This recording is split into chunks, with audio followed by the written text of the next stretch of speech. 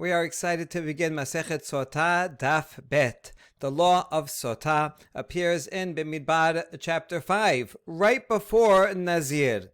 And this law is meant to bring about and keep shalom bayit between a husband and wife. Because it happens sometimes that a husband feels suspicious that his wife is not being faithful. And maybe he has good grounds, and maybe not. But either way, the husband is not going to lead to have a good relationship if the husband is thinking about this and needs something. He doesn't have absolute proof. If he has proof, then he could just bring proof. There's witnesses.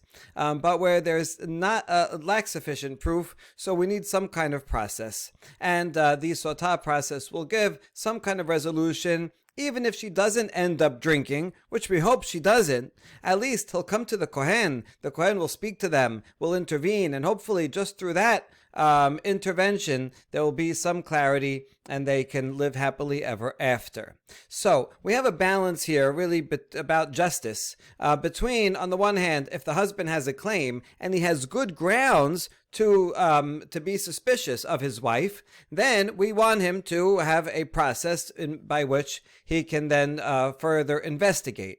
On the other hand, if the husband is just, an overcrazed, jealous guy, we don't want him to have to put her into a difficult situation just because he is suspecting her and she didn't do anything wrong. And so we have to keep that in mind also. The Sotah process is a shameful experience. Even if she ends up being innocent, she still is publicly shamed as part of the process. So we don't want to make her have to go through that if she didn't do anything wrong and he's just being a nutcase. Therefore, we have to have a balance of the proper evidence that he needs some good, solid reason to suspect her. Even if he doesn't have 100% proof, we need some proof, and that will allow him to start the Sotah process, and then hopefully that will bring resolution. Okay, so that's what our Mishnah is going to be all about, the beginning of the Mishnah. How many witnesses do we need in order to begin the Sotah process? This is all going to be based on Pesukim. A lot of the daf today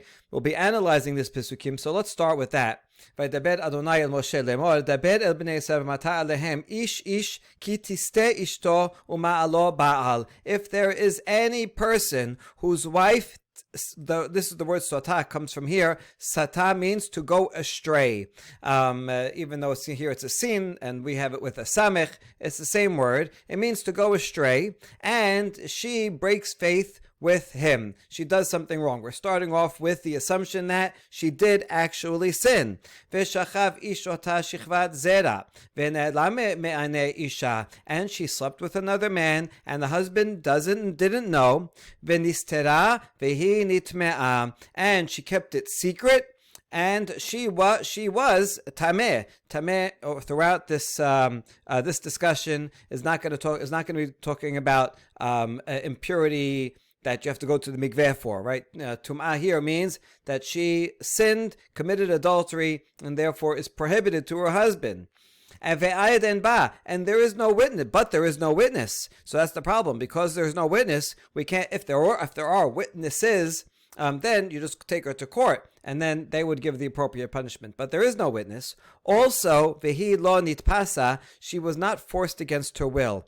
If some other guy, not her husband, had forced her against her will, raped her, then she is permitted to her husband, assuming he's not a Kohen. That's not a Sotah. A man cannot call his wife a Sotah if she was raped. So that's very clear. And there is no witness. We're going to do a lot of analysis of this phrase today. Ve'ayed en ba. There is no testimony regarding her. What will that exclude? So remember this phrase. Okay. And he, although he doesn't know for sure because ne'alam, he wasn't there and he doesn't have proof, but he has a fit of jealousy come over him, and in fact, she is guilty. All that is side A of the either or, right? We don't know. That's one possibility, right? All those three Pesukim are one possibility. Or avad alav ruach kina v'kine'et ishto vehi lo nitma. Or maybe a fit of jealousy came over him, and he kineh. With this, from here we learn that he kineh, which means to be jealous, or it can mean to warn his wife. Out of jealousy, he gives her a warning. Hey, you better not be with him. Be alone with him. But in this case, a possibility, she was not tameh. He lo nitma'a. She never sinned. Okay, so that's the opening, right? Either she did sin with another man, and he's jealous, and he did all that, or she actually didn't sin, but he's also jealous. Either way, the guy's jealous, and he wants to do something about it, but he doesn't have absolute proof. So then, and so on. We'll deal with the rest at another time. Okay, so the most important thing is these Pesukim here, where that give possibility A in the first 2.5 Pesukim, and then possibility B and the other half of Pasuk 14. Okay, this is important because we're going to be reading, this as also independently, like Ve'ed en ba, in which case would she, if she was guilty and he had proof, right? How much proof does he need to prove absolute guilt and to be enough to make her a Sotah? All right, so let's get right into the Mishnah. Hamkaneh leishto. Rabbi Eliezer omer mekaneh al pi shenayim umashke al pi ayed ehad o al pi asmo. Rabbi Yoshua omer mekaneh la al pi shenayim umashke al pi shenayim. We have machloket here about two stages of testimony.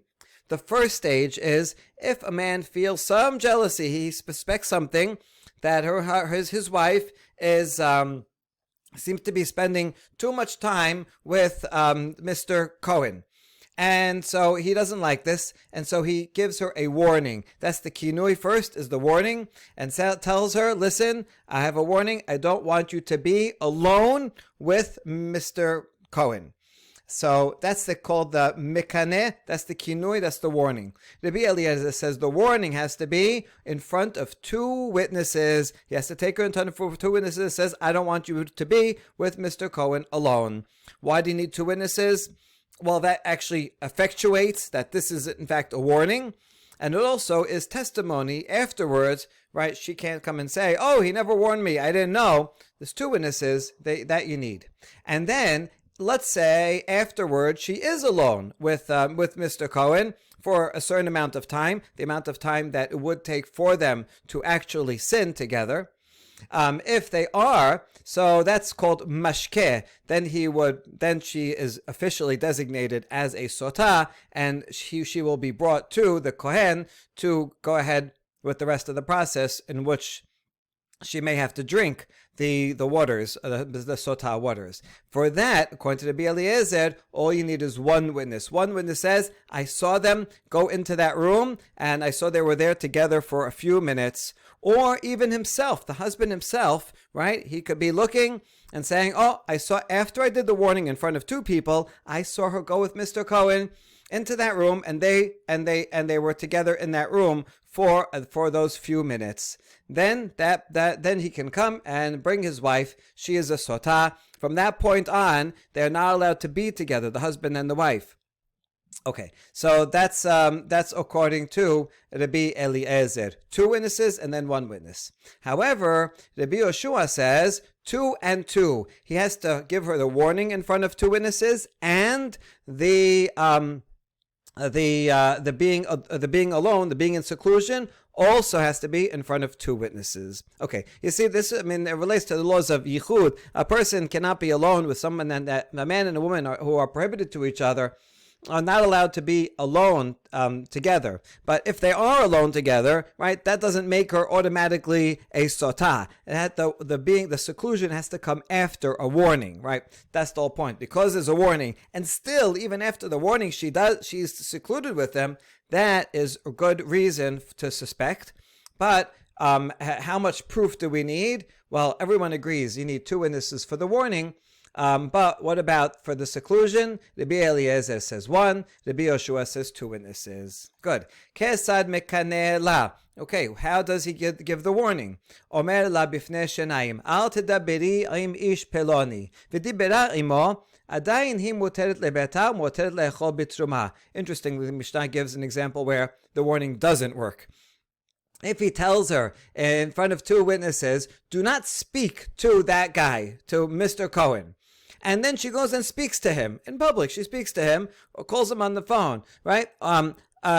Still, she's permitted. She wasn't secluded with him, and therefore she's permitted to be in her house. That means she's permitted to have relations with her husband. And if her husband is a Kohen, and she is not a Bat Kohen, while she's married, she's allowed to eat terumah. So they remain married, and therefore she's allowed to continue to eat terumah. In other words, that's not what a warning is, and that's not a violation of a warning if she just speaks to him. However, נכנסה עמו לבית הסתר ושתה עמו כדי טומאה, אסורה לביתה ואסורה לאכול בתרומה. It's only considered seclusion if she actually goes into a secluded place and is with there the amount of time it would take for them to sin. And if she does that, and there is one witness or two witnesses, depending on who you follow, then she will be prohibited to her husband, right? They cannot be together. And she also will be prohibited from eating terumah, because it's like they're separated now. Ve'imet choleset velo mityabemet. And then if the husband should die during that time, while she's a suspected sotah, so she would, and they didn't have children, so the brother of the deceased would have to do chalitza and not yibum, right? Just like the husband himself was prohibited to her, so we're going to continue that prohibition and say the husband should not come in and be in his place. If even the brother himself was prohibited, then the deceased brother, then the living brother also should not do yibum, but rather he still have to do chalitza because they're not yet divorced. So you have to do chalitza so that she can go and remarry. We'll talk more about that in a different day.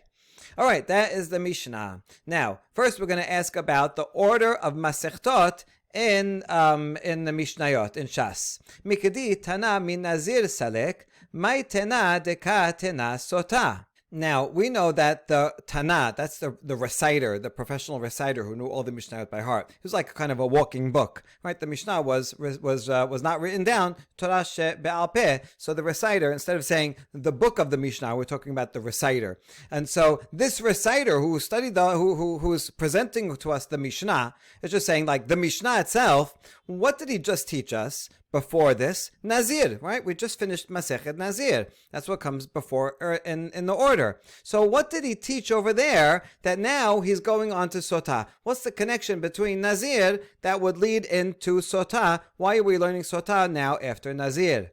And the answer is, Kedi Rabbi, the Tanya Rabbi Omer, Lama nismecha parashat Nazir parashat Sotah, Lomar lecha, shekol haro'eh Sotah bekilkula, yazir asmo min hayayin. The answer follows this following teaching of Rabbi Yehuda HaNasi, which makes sense, since he is, in fact, the compiler of the Mishnah, then he probably put this very teaching into practice in the order of the Mishnah. But Rabbi himself is actually talking about the order of Parashiot in the Torah. And he asks, how come in the Torah, Parashat Nazir and Parashat Sotah are back to back? Sotah is chapter 5, Nazir is right after in chapter 6, to tell you, anyone who sees a Sotah in her disgrace, he should renounce himself from wine, in other words, become a Nazir. What's the connection between them? A Sotah, let's say she's guilty, and there's people around, and they see a Sotah who's guilty, and so they should think to themselves, what would lead a person to do such a terrible thing and be unfaithful to her husband and ruin her family and ruin her life like that? Nobody in their right mind would do that. You know what causes some people to not make a good decision? Wine. They get themselves drunk, and they lose their inhibitions, and they make bad decisions. That's often the cause of it. And so you know what? Now that we see this person who went astray because of wine, let's go to the opposite extreme. We need to make teshuvah kind of a communal teshuvah, and let's try to keep as far away as possible from that. Let's become a Nazir. So that's why in the Torah it talks about Sotah first, and immediately after, you know what? The opposite extreme, which is a Nazir. Okay, velitni sotah v'hadad litni nazir. I understand, that makes sense in the Torah, that's the right order. But we did the wrong order. We just learned nazir and then sotah. We should learn sotah first and then nazir. Let me take a tangent for a moment about the order of Masechtot.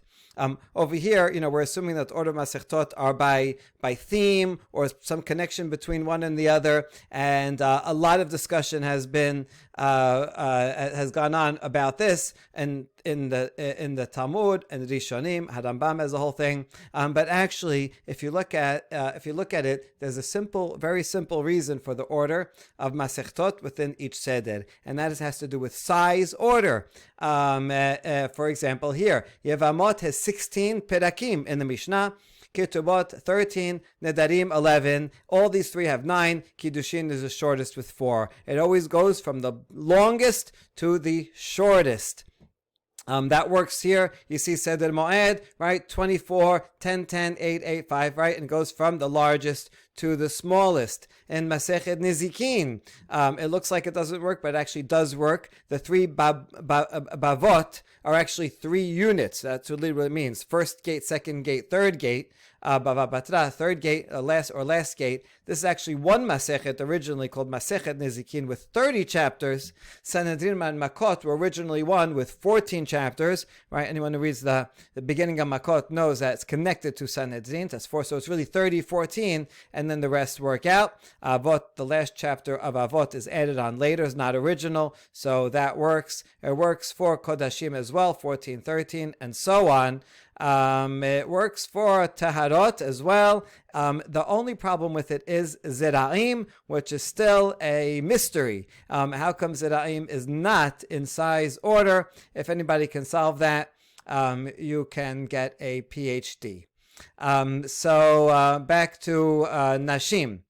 So here it is. So really, Nazir and Sotah is a good question because you can flip them easily, and they're both 9 and 9, right? So that doesn't really matter.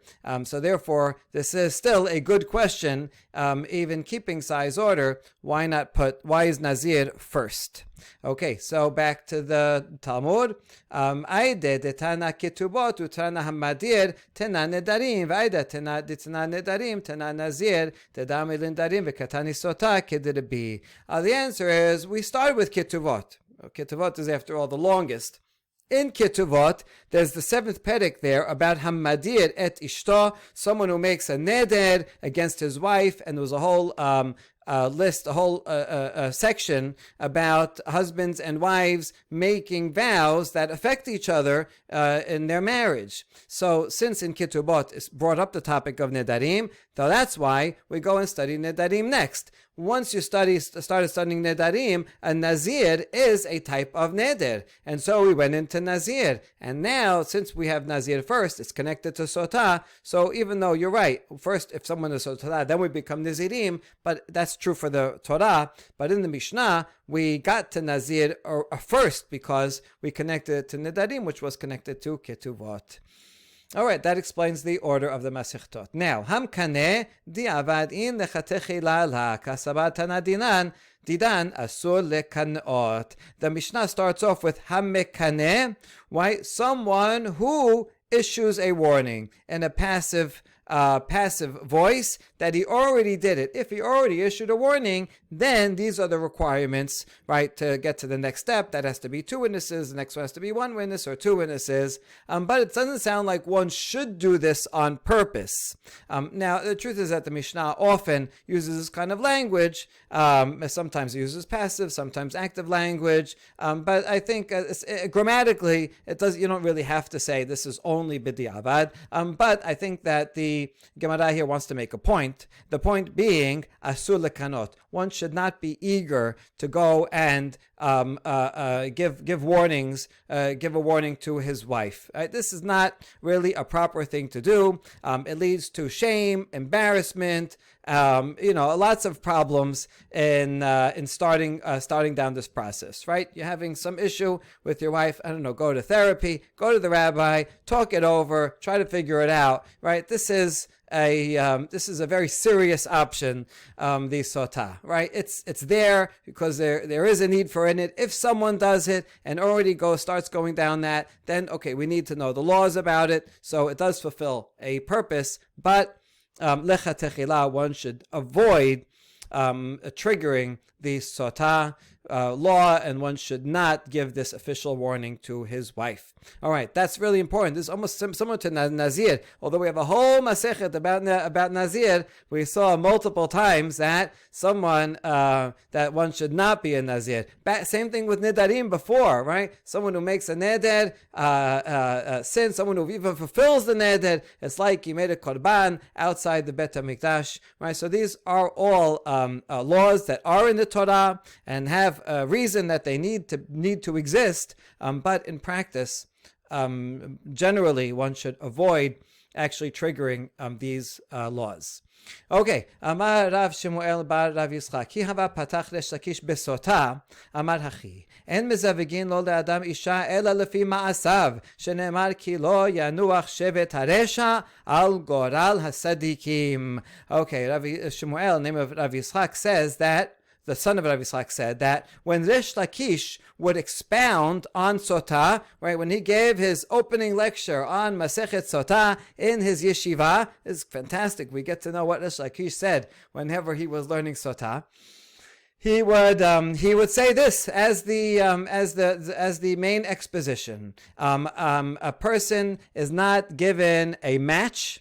A man is not given a match of a woman except according to his deeds. In other words, Hashem arranges that a man will get a woman who he deserves. Right? That's always a good thing you could say to someone who got engaged, right? You got the person that you deserve. That could be a compliment or not. It depends on, right, what you think of that person. But that's a law. A person gets what he deserves. How do we know? Because the pasuk says, for the rod of wickedness shall not rest upon the lot of the righteous, right? That the righteous will not get a bad lot, the bad lot that a wicked person has. Everybody gets what's coming to them.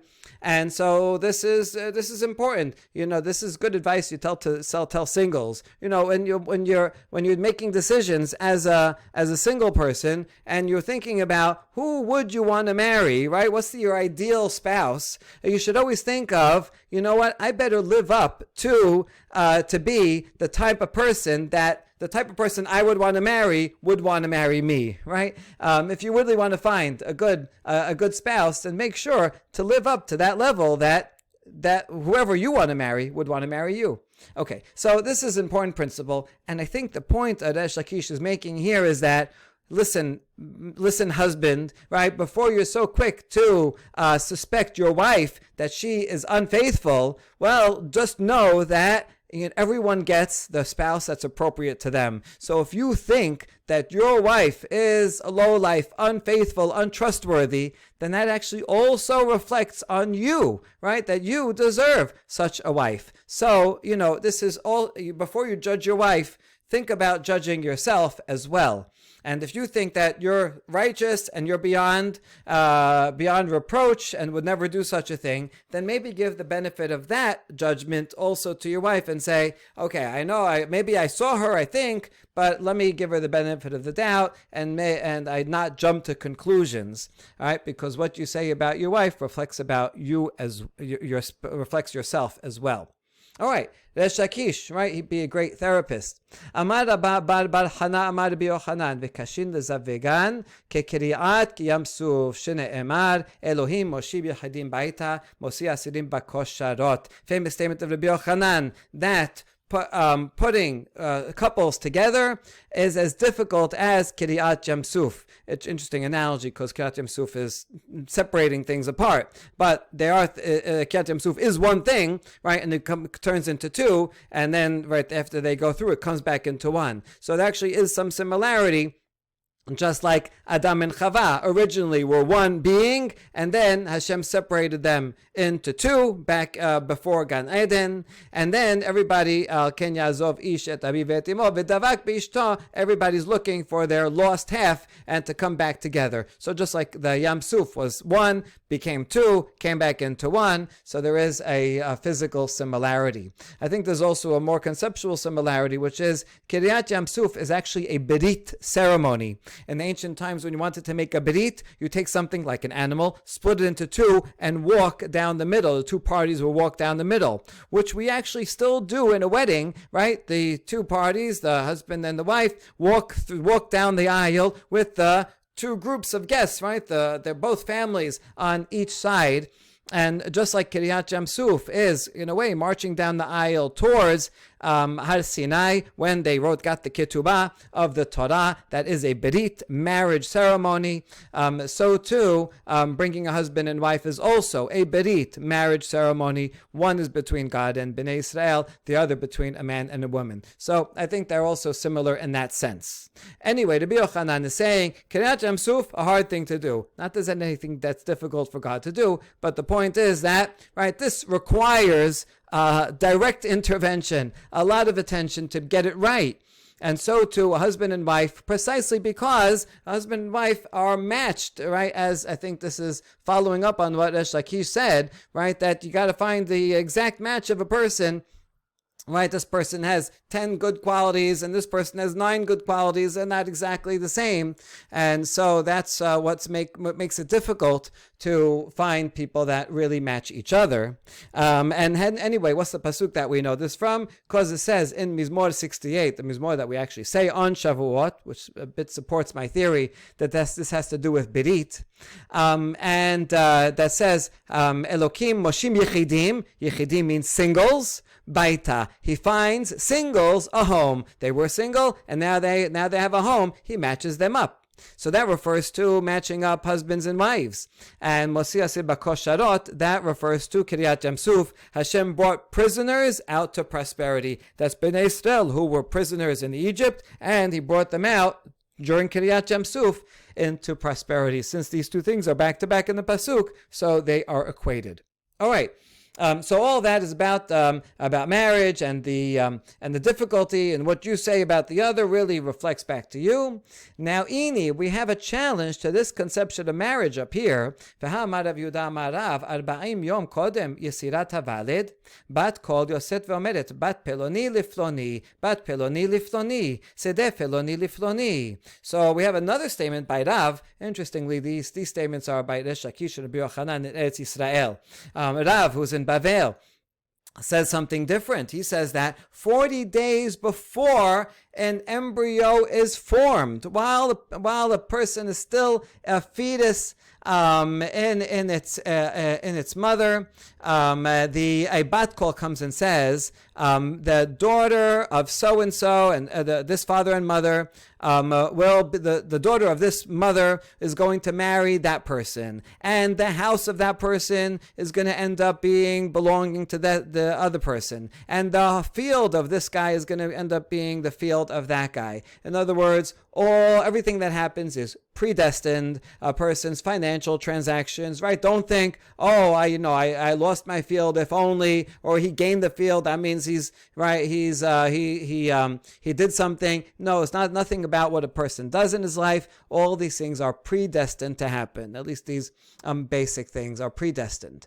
And so here it says that who a person is going to marry is already predestined. So that means it's not dependent on their actions, right? If a person grows up and he makes all kinds of bad decisions, and another person makes good decisions and is a Sadiq, well, it doesn't matter what they do. If they were predestined to marry each other, they're still going to marry each other no matter what they do. And so this statement seems to contradict the statement before.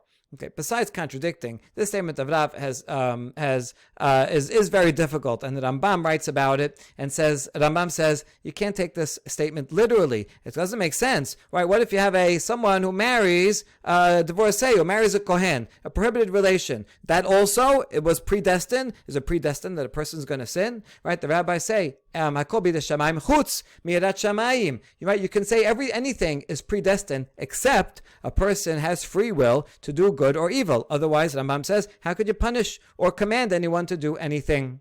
And therefore, since marriage is a mitzvah and certain marriages are prohibited as an avera, so it can't be that anything that has to do with marriages is predestined. This has to be based on free will. So Rambam says, don't take this literally.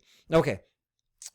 Back to our question. Well, which one is it? Does a person get a spouse based on their deeds after they're alive for a while, or is it based on what they based on predestination before they were born? La kashya ha bezivug rishon ha bezivug sheni, and the Gemara answers this statement of Rav, that was a person's first marriage, right? Which is usually when they're young, and then they don't have a lot of history just yet. Especially then, people married young, and so the first marriage, that's predestined. In other words, it doesn't really matter. Depend on their histories and what they did. Usually, people when they're young, they're pliable. They're not set in their ways, right? And they can figure out how to get along, and they'll blend together. So you can talk about them as being predestined. Whereas a second marriage, if a person's older and they're already with another person, they already have the habits and things that are hard to get over, much more difficult to find someone to get along with. That's kasheh, right? Hard to find someone who's going to be really just like you after a person's already had some decades of life experience and had previous relationships. And so that's what we're talking about, where you get what you deserve. That's talking about a second marriage. All right, very interesting. And we go on to the next, the opening halacha now. Rabbi Eliezer Omer, Mekane la al pi shenayim, ad kan la pelige ela bekinui ustira, va betum'ah ed ehad meheman. Okay, we saw the machloket in the Mishnah was about how many witnesses. Well, everyone agreed you need 2 witnesses for the warning, and the question is, when do you need 1 or 2 for the seclusion? Okay, we got that. However, right, they're only arguing about the testimony, the warning, and the seclusion. Really, only about the seclusion. But what about a different case? What if it's actual tum'ah? What about if there's how many witnesses would you need to see if they saw them actually sin, not just be secluded, but actually saw a sin? The idea would be that there was a warning, right? Don't be with that guy. But instead of just that we saw them secluded, someone actually saw them sin together. Aval bitum'ah, that's what tum'ah means. Ed echad meheman, everyone would agree that 1 witness is sufficient, such that if the husband, in front of 2 witnesses, warned her, right, don't be together with that guy, and then even if just 1 witness saw them actually sin, she's actually not a sotah. She doesn't drink the waters. They're simply prohibited. He has a right to divorce her without paying her ketuvah. Okay, there wouldn't be further corporeal punishment because there aren't 2 witnesses, right? But 1 witness would be sufficient to make her prohibited. Okay, so that's what our clarification of the Mishnah. And in fact, we have a Mishnah that's coming up later that supports this. If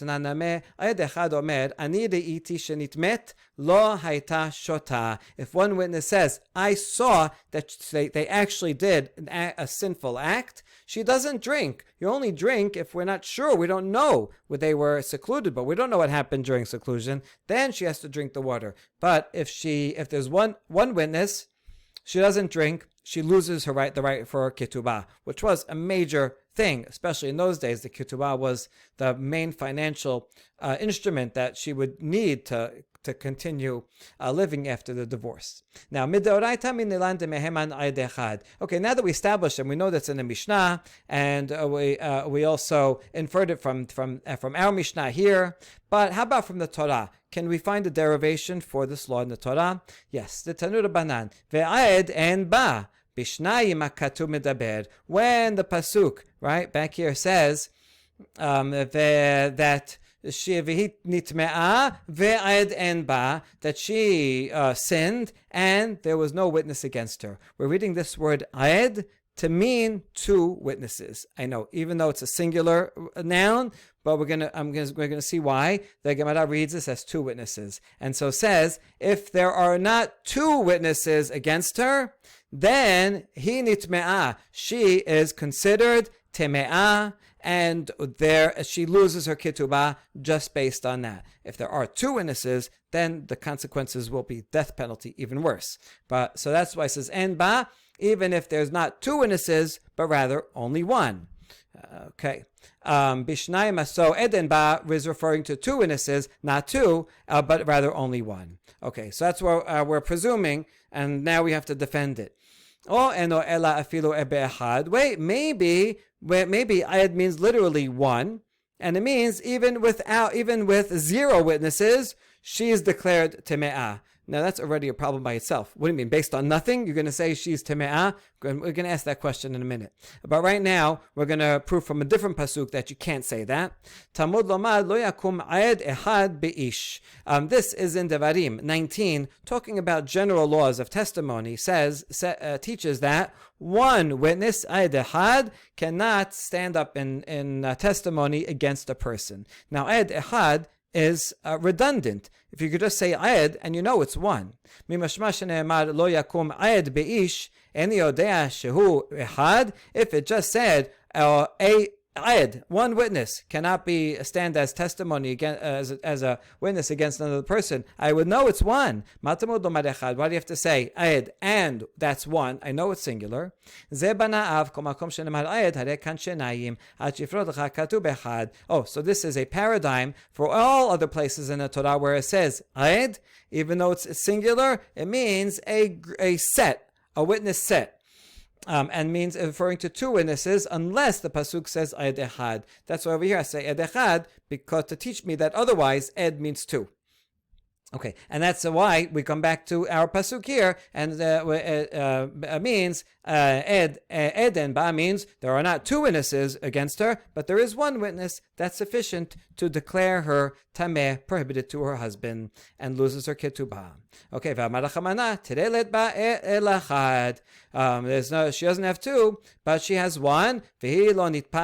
Asura, and if she was not forced, as long as she wasn't raped, if she claims she was raped, then that's a different story. She's permitted to be with her husband, who's not a kohen. But if she was not raped and there's one witness, then she is forbidden to her husband.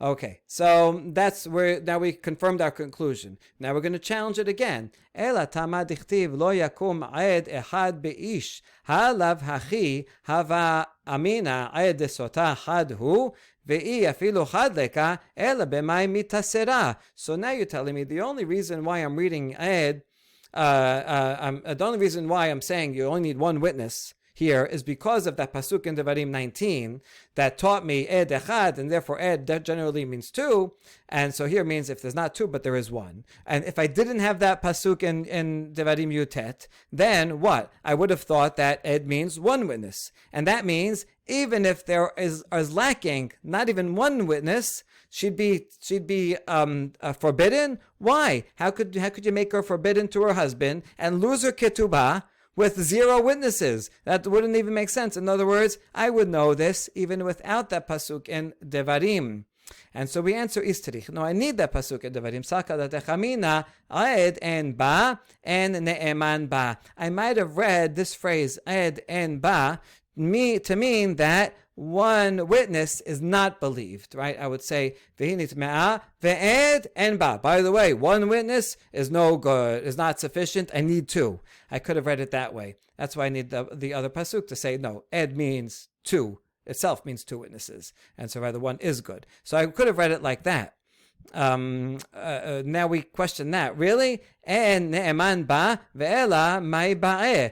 If the pasuk means that one witness is not sufficient, so what would be sufficient? adi ikatre. So you're saying two. I need two witnesses in order to make her prohibited. Well, if that's the case, that you need two witnesses, lishtok kiramineh. So the pasuk doesn't need to say anything, because I know in general that two witnesses works for all areas of halacha.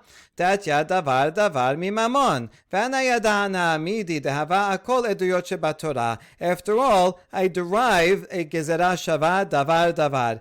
It says in the area of arayot, right? That a husband sees in his wife edvat davar. That's in Devarim 24. And it also says regarding monetary cases, al pi shenaim edim yakum davar. And so, right, that says davar here. So since davar, that refers to marriage laws, and davar, that refers to monetary laws, both use the same word. I'm going to connect them together. And just like in monetary laws, I need two witnesses, so too in marriage laws, I always need two witnesses. And so this pasuk in Sotah, don't say anything. You don't have to say anything about ed and ba. I would assume on my own that require two witnesses. So this reading is impossible. Therefore, isterich sakadatech amina sotah shane deraglaim ladavar sherekine la v'nistera liteheman ba'ed echad. Rather, actually, I do need the pasuk to tell me that I would need the pasuk to tell me that I need two witnesses, right? This is just countering this argument here, that even though in all the whole Torah, two witnesses is necessary, I still would need this pasuk to tell me one witness is not sufficient, and I need two, because I might have thought that Sotah has raglaim ladavar, as a throwback back to Nazir, that there is a good reason to stand on, because after all, the husband gave her a warning, and she went and secluded anyway. Since he gave her a warning, and she went against the warning, so I might have thought that Sotah is more suspicious. This case is more suspicious than most, and even though in the rest of the Torah I need two, I might have thought that here one would be sufficient because of her prior suspicion, and that's why I would need ed and ba to say one is not sufficient and I actually need two. And that's why I need that pasuk from Devarim Yutet to say ed means two already and therefore back to one. Okay, this is multiple layers of logic of what I would have thought if I had thought that. All right, anyway, at this point we are proposing that ed and ba means that one witness is not believed. And so we further question that hypothesis. Umi masit amarte en ne'eman ba v'sharia v'hamedichti v'hi lo nitpasa mikelad asura. Does it fit with the grammatical sense of the sentence to say that that it means ed and ba is if there's one witness is not believed, and therefore she's permitted. But look at the rest of the sentence. It says, Eden ba vehi lo nitpasa, and also she was not raped. Sounds like, right, if she was not raped, if she was raped, she would be permitted. If she's not raped, then she's prohibited, right? The rest of the sentence has to be then she's prohibited. It's hard to read that if there's one witness en ba that is not not ne'eman, right? It's hard to read that that en ne'eman ba, right? We're adding the word en ba means en ne'eman ba, that one witness is not believed, because then vehi lo nitpasa wouldn't make sense. It sounds like only if she was not raped. If she was raped, she's off the hook. She's innocent. If she is raped, then prohibited. So how could you read it that way? And so we answer, Isterich sakadatech amina en ne'eman ba adika tre. No, you could still read it that way, and you'd read, one witness is not believed by himself, because you need two, ubitrename hi delonit pasa kamash malan, and even with two, she would not be guilty if she was raped. Has to be two, and she was not forced. And so all that is kamash malan, since we could have read the whole pasuk to mean that one witness is not believed, but two is, That's why we need that pasuk in Devarim Yutet to tell me they ed echad. The word ed by itself means two, and since ed by itself means two, therefore ed and ba means not two, but only one. If there's one witness, she is prohibited and loses her ketuvah. All right, so that's all that was an exercise to explain why we even need the pasuk in Devarim, why we couldn't figure it out ourselves. Next, Rabbi Yoshua Omer, Mekane la al pi shenayim. My tamad Rabbi Yoshua, Amar kera ba velo bikinoi, ba velo bistira. Rabbi Yoshua says you need two witnesses, both for the testimony and for the warning and for the seclusion. What's the reason of this? What's the source of Rabbi Yoshua? From that was same pasuk ba. This is why we needed to go through that whole exercise of ba, because that's gonna be useful. Okay, so ba that says Aid ein ba. There is not two witnesses against her. So ba is referring specifically to the case where this one witness saw her actually sin.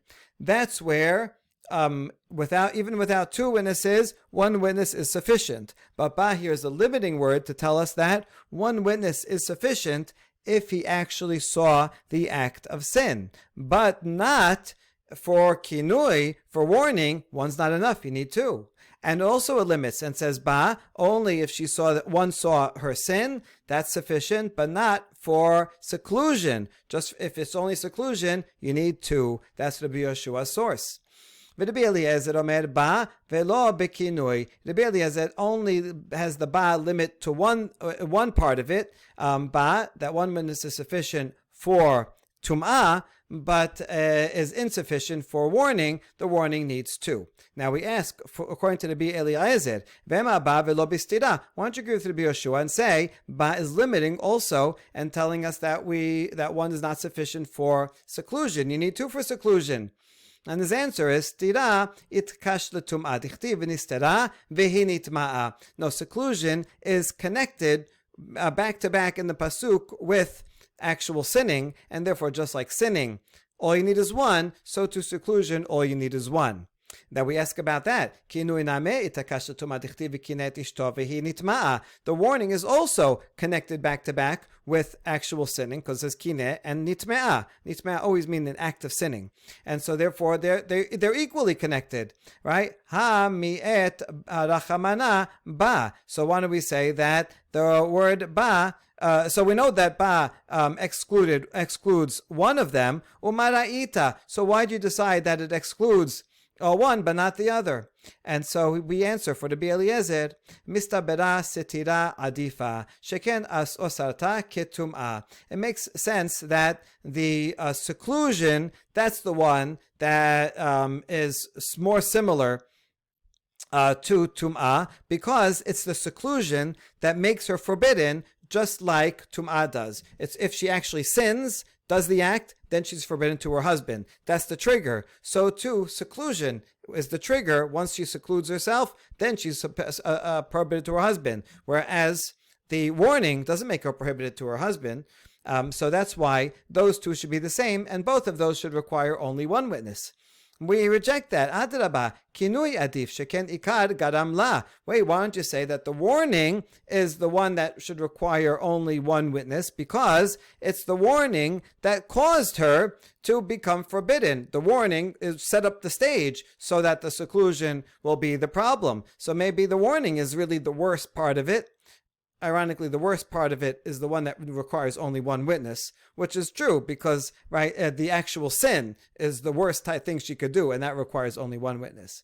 Okay. Lav setira kinui miika, and we say no. If not for the seclusion, would the warning do anything? And so it's really the seclusion that's the worst thing. No, but on the other hand, ilav kinui setira mi mai ahane. If not for the warning, the seclusion would not have effectuated anything. If a woman is just secluded without any warning, it doesn't trigger any problem. So we're left in a quandary that really you need both. So why does Rabbi Eliezer pick stira, to be like the tuma and not the kinui.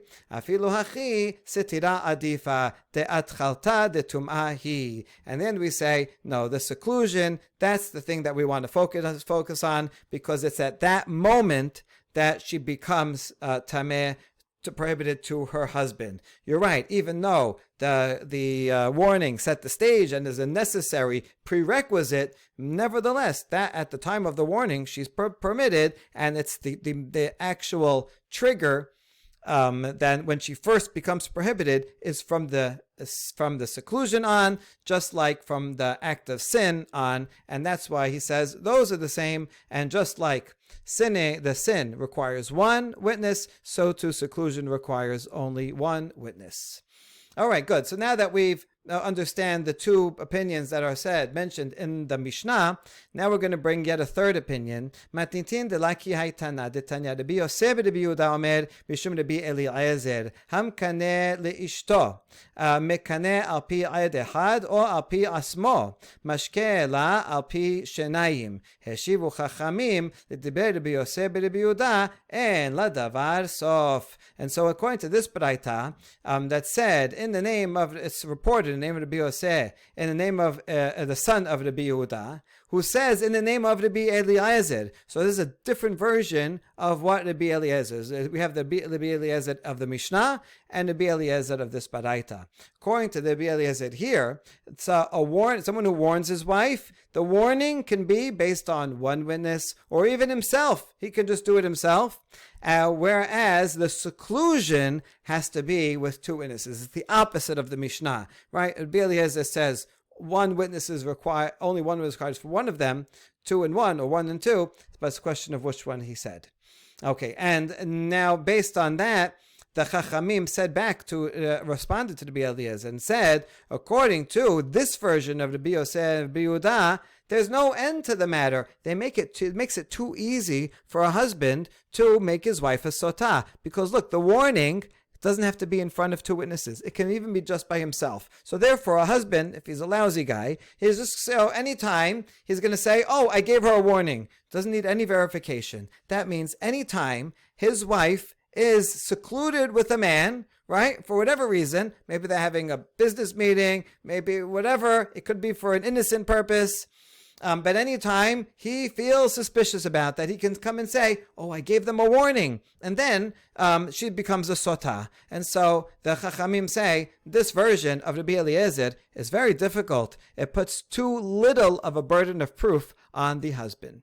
Okay. My tamad Rabbi Yosef be Rabbi Yehuda. What is the source for that opinion? Amar kera ba velo bistira. Maybe the word ba, just like we said before, you need one witness for actual defilement, but you don't need one witness for seclusion. So seclusion has to be with two witnesses, but that's it. We're only going to exclude one thing, because Rabbi Eliezer only cited the exclusion for one thing, and that means for the warning can be with one witness. Wait a second. Why don't we say the opposite, that the word ba comes to teach us that you need two witnesses for the warning. No, kinui itakash the tumah dichtiv v'kineh et ishto vehi nitme'ah. The warning is connected to the tumah, actual sinning. They're back to back in the pasuk, and therefore the actual sin needs one witness. Therefore the warning also needs only one witness. We ask, setira name itakash the tumah dichtiv nistara vehi nitme'ah. This is the same process, the exercise we did before. Seclusion also is connected back to back, and therefore that should be the one that has one witness. As for seclusion, no, that connection between seclusion and actual sinning, that comes to teach us the amount of time, the measurement for how long seclusion is called seclusion, how long, the amount of time it would take to do an act of sinning. So however long you calculate that's what that pasuk is coming to connect them. And therefore, the closer connection is between the connection in terms of witnesses is between the warning and the seeing of sin. The seeing of sin is one witness, so to the warning is only one witness. That's the source for Rabbi Yosef's version of Rabbi Eliezer. Okay. Now the Chachamim say, according to this version of Rabbi Eliezer, this has no end. The husband will call his wife a Sotah all the time. What do they mean? It means that there's times when the husband didn't warn his wife, but he's going to say, I warned her, right? And it's too easy. He could just make up a warning. And if you make up a warning, anytime she's alone with someone, she is going to be a Sotah, right? She goes in a taxi. She's alone, right? So there's no end to the matter. Okay. Now we ask, wait, what's the difference between that version of Rabbi Eliezer in the Braita and the one in the Mishnah? So in the one in the Mishnah, don't we have a similar problem? Zimnin de la istatar v'amar istatar. In our Mishnah, we're going to have a similar problem because you only need one witness or himself for the seclusion. And so there could be cases where she wasn't secluded and that he's going to come and say that he's going to make it up. And so therefore, you have the similar problem. He's going to warn her in front of two witnesses. Fine, need two witnesses. But he could warn her anytime, right, about anybody, right? There's no prerequisite for that.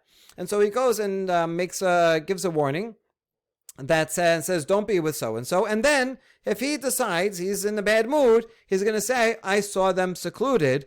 And he can make it up, and it doesn't need any further proof. And so again, we have the same problem. There's no end to the matter. You're making it too easy for him to call her a Sotah.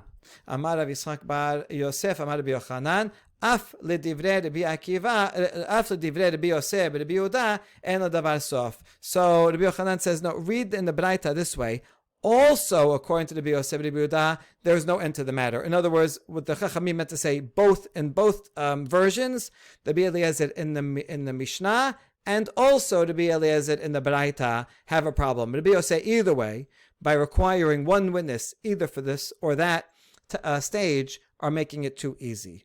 Okay. And then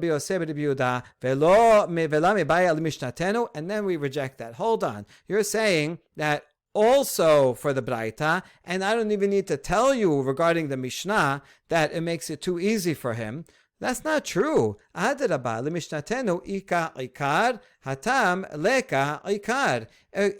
case of our Mishnah, there is some basis, because in the Mishnah, he does have to at least give a warning in front of two witnesses. So in the Mishnah, there is the Mishnah's version of Rabbi Eliezer, there is more basis for the husband's suspicion. So you wouldn't say, also, of course, the Mishnah, there's no end to the matter, and even in the Braita, no, you'd say the other way around. So we switch it around. Ela itmar hachi itmar. It must be Rabbi Yochanan meant the following: Amar Rav Yitzchak bar Yosef, Amar Rabbi Yochanan, LeDivrei Rabbi Yosef Rabbi Yehuda, Aflish Mishnatenu en ladavar sof. That first they said, if you follow Rabbi Yosef Rabbi Yehuda's version of Rabbi Eliezer, there's no end to the matter, because there's no basis at all for the husband. He could just come without witnesses.